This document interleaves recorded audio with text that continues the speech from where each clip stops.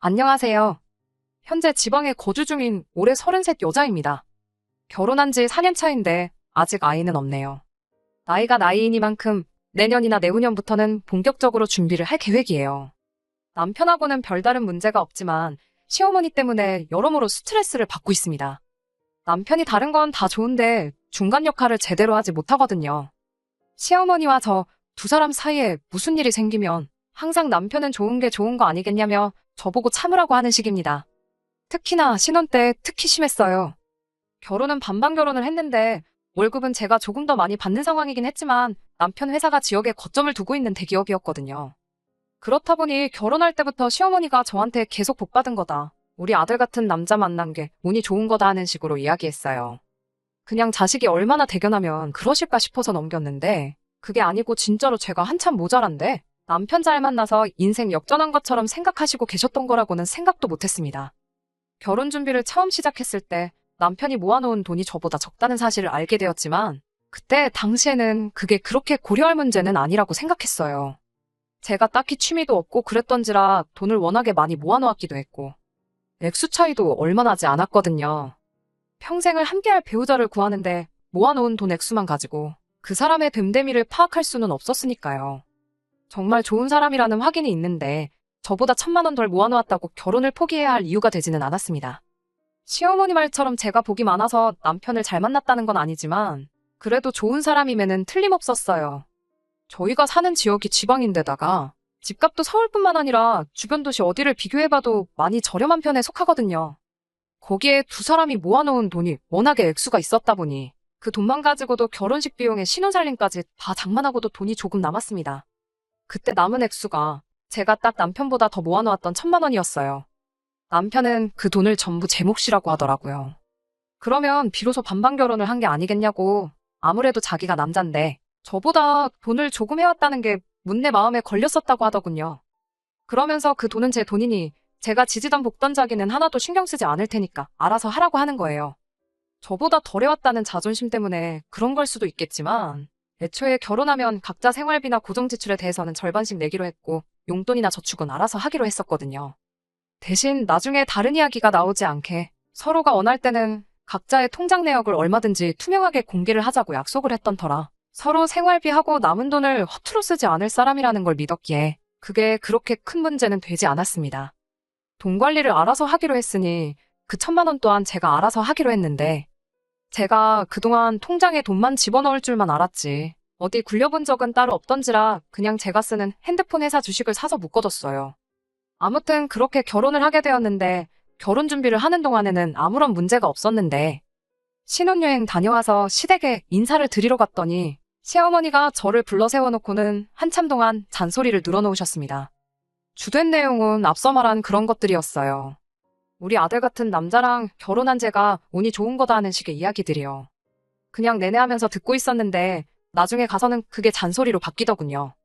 여자가 남자보다 돈을 더 잘 번다고 해서 남편을 절대 우습게 보면 안 된다고. 결국 집안의 기둥은 남자가 하는 거고 여자는 내조만 잘하면 되는 거라고 하시는 겁니다. 그런데 제가 괜히 돈 몇 푼 더 버는 거 가지고 남편 기를 죽이면 가만히 내둬도 알아서 잘 될 우리 아들이 제대로 날개를 펼치지 못할 거라는 말을 하시더군요. 돈 잘 벌면 좋은 거 아닌가요? 칭찬까지 들을 이야기는 아니겠지만 그걸 가지고 잔소리를 들어야 할 것도 아니다 싶었는데 더군다나 제가 돈 가지고 남편 자존심을 직접적으로 상하게 한 적도 없고 그런데 저런 이야기를 난데없이 꺼내니 너무나도 기분이 이상했네요. 그날 집에 가는 길에 남편한테 어머님한테 내가 얼마 버는지 이야기를 했냐고 물어봤어요. 남편이 팔불출이라 엄마한테 며느리 자랑을 하고 싶었던 건지 돈도 자기보다 더 잘 번다고 하는 그런 자랑을 늘어놓았었다고 하대요. 제 연봉이 얼마인지만큼은 알려지고 싶지 않았었어요.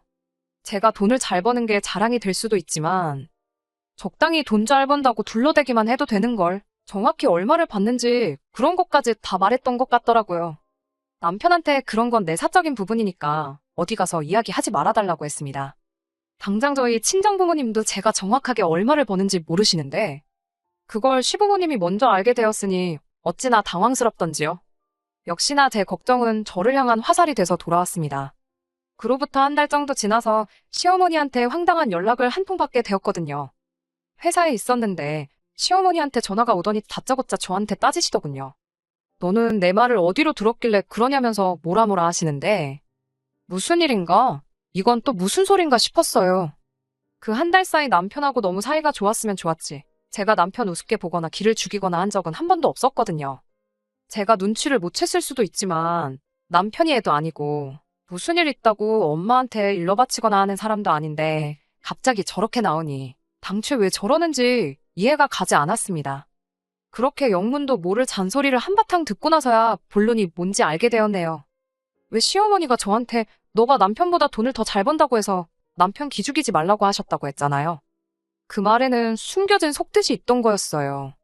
시어머니가 저한테 했던 대로 어렵게 풀어 말하자면 제가 돈을 더 잘 벌지만 제가 하기에 따라서 남편이 벌이를 가지고도 주눅이 들지 않는다는 소리였죠. 제가 이해한 대로 쉽게 풀어 말하자면 제가 일해서 번 제 월급을 시댁에 퍼주라는 소리였지요.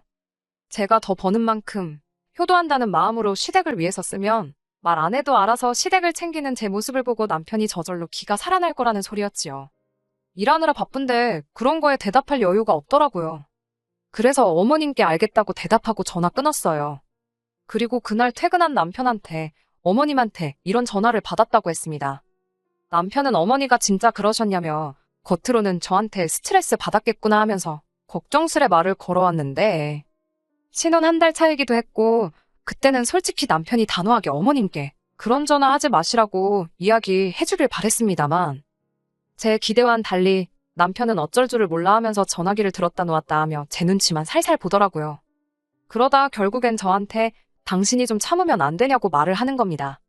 참았으니까 지금 당신하고 이 이야기 하고 있는 거 아니겠냐고. 거기서 안 참았으면 이미 시어머니랑 전화로 대판 싸웠을 거 모르냐고 이야기했더니 자기가 말하는 참으라는 건 그냥 시어머니 말을 한 귀로 듣고 한 귀로 흘리라는 이야기였어요. 남편이 하는 말은 며느리와 시어머니 사이에 있던 일이니 자기가 아들의 입장에서도 남편 된 입장에서도 누구 편을 들기 곤란하다는 거예요. 자기가 중간에서 나서면 어머님이 제가 사소한 것들까지 다 남편한테 말을 전하는 얌체 같은 며느리로 보지 않겠냐며 이런 경우에는 자기가 나서지 않고 조용히 지나가면 되는 거 아니겠냐는 겁니다. 괜히 자기가 말 한마디 꺼냈다가 어머님이랑 제 사이가 더 안 좋아질 거 아니냐고 하는데 남편한테 어머님하고 저 사이에 있는 그런 상황을 정리하는 게 남편인 당신이 해야 할 일이라고 했어요. 어려운 일 아니지 않냐고. 제가 벌어오는 돈 가지고 시댁에 가져다 바친다고 해서 자기가 기가 살고 그러는 거 아니라고. 그러니까 저한테 부담 주지 말라고 한마디만 하면 되는 거 아니냐 했더니 저는 어머님 성격이 어떤지 모르니까 할 수 있는 소리라면서 괜히 그런 소리 하면 긁어부스럼이라고 할 필요가 없다고 하는 겁니다. 자기는 평생을 어머님 밑에서 커왔기 때문에 그런 소리가 씨알도 먹히지 않을 거라는 걸 알고 있다고. 괜히 저랑 어머님 사이만 더 나빠진다고 그냥 제가 참으면 다 해결될 일이라고 하는 거예요. 남편 입장이 조금이나마 이해가 가긴 했지만 솔직히 너무 실망스러웠습니다. 중간 역할을 포기하겠다는 소리처럼 들렸고 무슨 상황이건 간에 자기도 입장 난처하기 싫으니 스트레스는 저 혼자서 받으면 다 끝난다는 말로밖에 들리지 않았거든요. 남편한테는 대충 알겠다 말하고 어머님께는 내가 알아서 하겠다고 했어요. 그렇다고 매번 제 월급의 일부를 시댁에 퍼다 나를 생각도 없고 시어머니가 원하시던 대로 해줄 생각도 없었거든요. 남편은 끝까지 제 걱정보다 어머니랑 더 사이 안 나빠지게 잘 좀 부탁한다는 식으로 나왔습니다. 그래서 그때부터였나 그냥 남편한테 중간 역할을 바라는 건 텄구나 싶었어요. 그래도 다행인 게 차라리 시작부터 기대를 안 해버리니 그 이후에 시어머니와 무슨 일이 있어도 기대가 없는 만큼 실망감도 크지가 않더라고요. 시어머니는 계속해서 대놓고 저한테 금전적인 것들을 요구하셨고 저는 다 거절했어요. 생신이라던가 명절 어버이날 같이 보편적으로 챙기는 날에만 이야기 안 나올 정도로만 했습니다. 그런데 그게 시간이 어느 정도 지나니 시어머니 쪽에서 먼저 터졌나 보더라고요. 그때가 어버이날이었는데 어버이날 당일이 평일이었어서 출근한다고 그 주 일요일이 되어서야 시댁에 갔거든요. 그날 시어머니가 제가 용돈하시라고 드린 30만 원이 든 봉투를 바닥에 패대기를 치면서 저보고 너 내 아들보다 그깟 돈 몇 푼 더 번다고 해서 유세 부리지 말라고 소리를 치시는 거예요. 왜 갑자기 폭발을 하시나 했는데 아마 친하게 지내시는 분들 중에 누군가에게서 며느리 자랑을 듣고 오셔서는 저러는 것 같더라고요. 이름 석자 말해주셔도 알 리가 없는 일면식도 없는 누구누구네 며느리 이야기를 하시면서 그 집 며느리는 어버이날이라고 해외여행도 보내주고 뭣도 해주고 저것도 해줬다더라 하면서 너는 돈도 잘 번다는 게 어찌 시댁에 하는 게 하나도 없냐며 성질을 부리시는 거예요. 따로 설명은 안 했지만 그 긴 시간 동안 시어머니한테 거의 한 달에 한 번꼴로는 이거 해달라, 저거 해달라, 저거 갖고 싶다 하면서 시달려야 했었거든요. 물론 제 선에서 거의 다 안 해드리긴 했지만 그동안 시달린 거 생각하니 저 말에 저도 터져버리고 말았습니다. 그래서 저도 지지 않고 시어머니한테 한마디 했어요.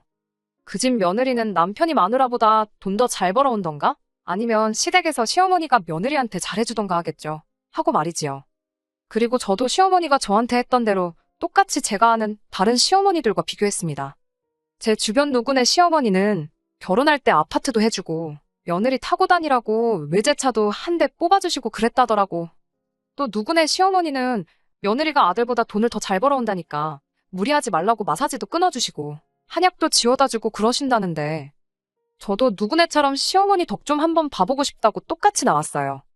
다른 사람도 아니고 저희 시어머니인데 그 상황에 좋은 말이 튀어나올 리가 만무했지요. 말 다 했냐, 어쨌냐 저쨌냐 하면서 시어머니와 저 사이에 고성이 오가기 시작했고 그 싸움은 결국 시아버지와 남편이 저희를 뜯어말리면서 종결이 되었습니다. 하고 싶었던 말은 다 내뱉어버렸으니 속은 후련하긴 했지만 한편으로는 다른 날도 아니고 어버이날에 그랬다는 게 너무 마음에 걸리더라고요. 그런데 그제서야 남편도 사태의 심각성을 깨달은 건지 그동안 자기가 중간 역할을 잘 못한 게 일이 이렇게 되었다며 사과를 해오더군요.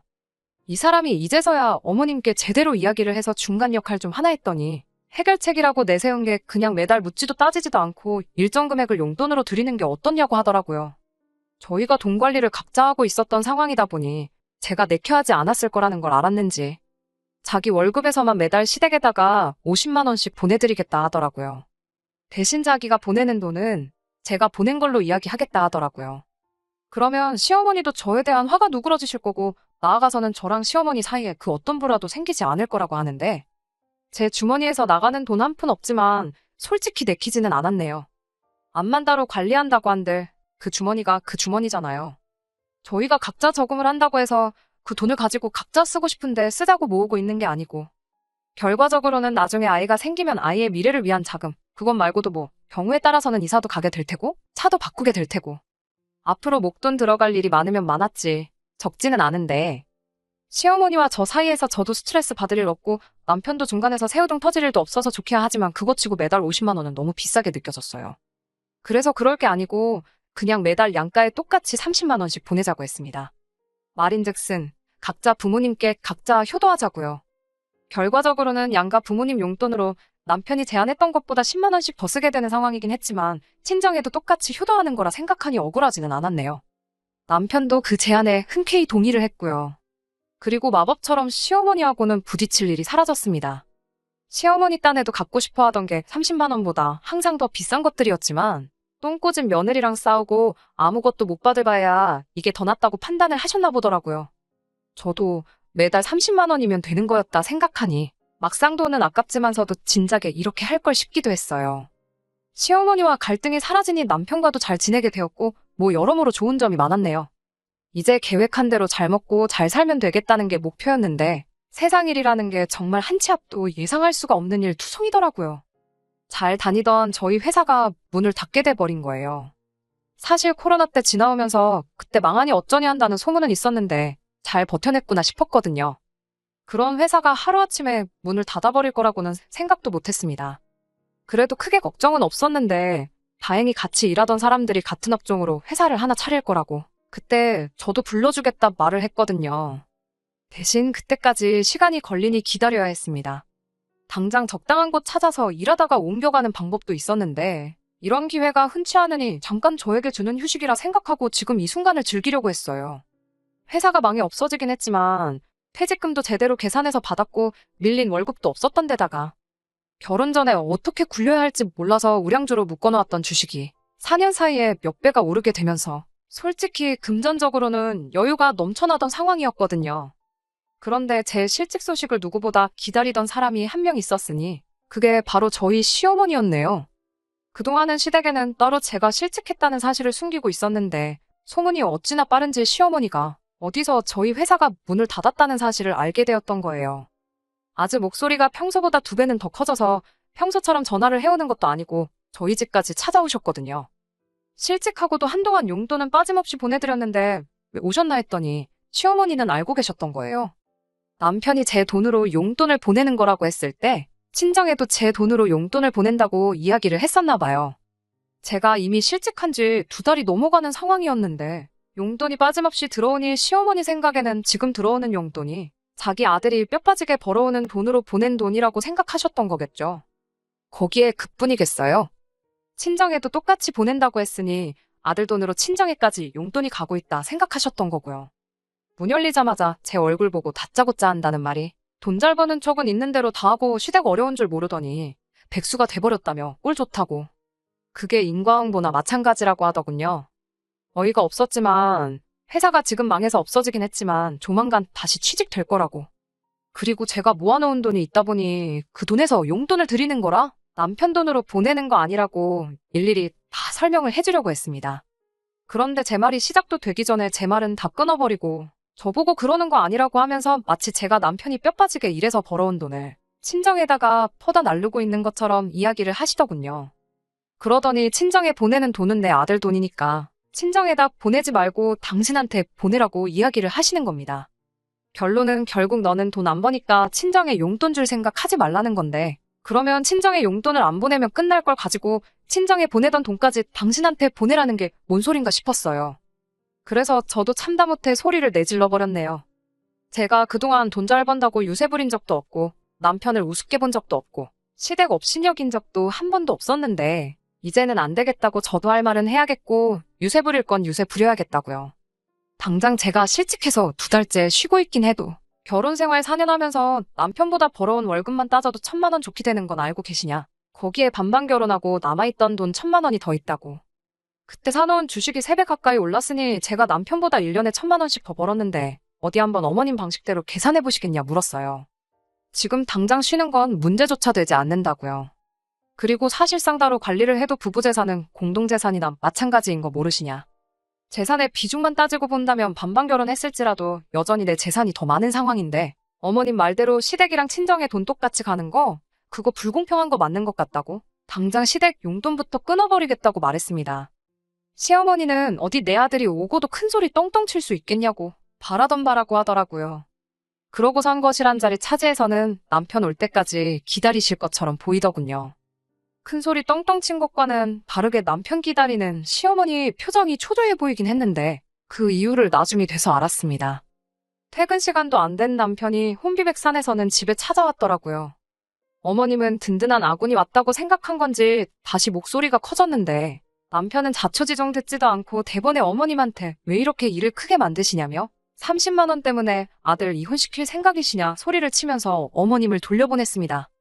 어머님은 나가시면서도 여자의 정신이 빠져가지고 부모도 못 살아본다고 길길이 날뛰긴 했지만 남편이 웬일로 단호하게 나오는 바람에 더 큰 싸움으로 번지지 않았어요.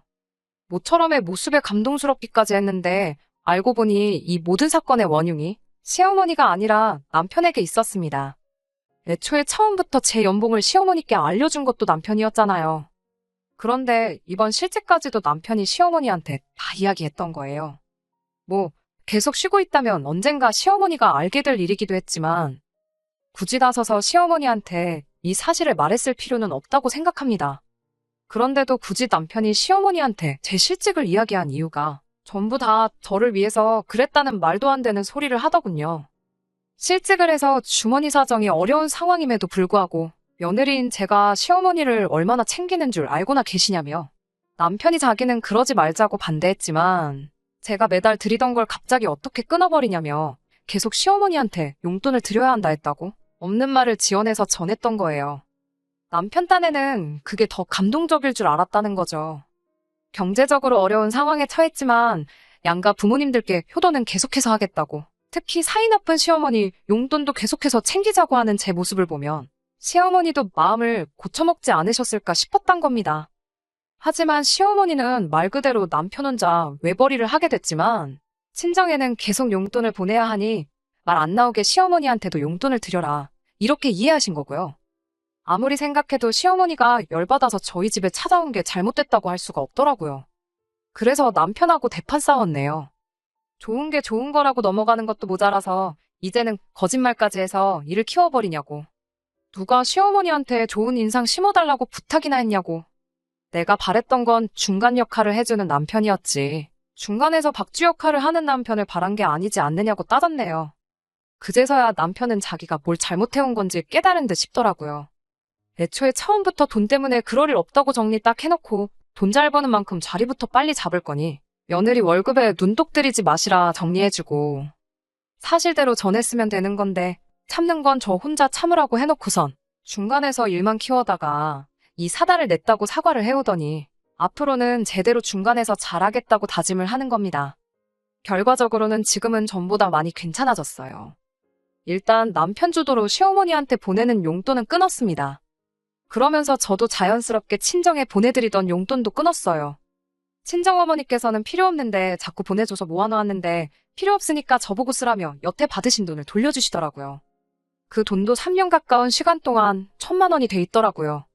졸지에 갑자기 5천만 원이라는 거금도 생겨버렸어요. 시어머니는 오히려 용돈이 끊기고 나서부터는 저한테 더 이상 연락을 해오지 않으십니다. 남편이 용돈 끊어버리면서 말하길 앞으로 저한테 전화해서 금전적인 그 어떤 요구라도 하셨다간 평생 아무것도 해드릴 수 없다고 단단히 일러두었나 봐요. 이제서야 진짜 결혼 생활을 하게 되나 싶습니다. 원래는 딩크로 지낼까 하여 여태껏 일만 해왔는데 요 근래 몇 달 쭉 쉬기도 했고 그러면서 스트레스 받을 일도 없다 보니 남편과 상의해서 더 늦기 전에 아이 하나 낳아서 가정 꾸리고 행복하게 지내려고 합니다. 혹시나 이 사연 들으시는 남편분들이 계시면 다른 건 몰라도 고부 갈등은 남편하기 나름이라는 사실을 알아주셨으면 해요. 중간 역할 엄청 힘든 일인 거 알지만 그렇다고 어느 한쪽 편만 들거나 아예 놓아버리면 주워 담을 수도 없을 만큼 커지는 게 고부 갈등이니까 말이지요. 끝까지 들어주셔서 감사합니다. 오늘의 사연은 여기까지입니다. 구독과 좋아요, 알람 설정 부탁드리고 더 좋은 사연으로 다시 찾아뵙겠습니다. 감사합니다.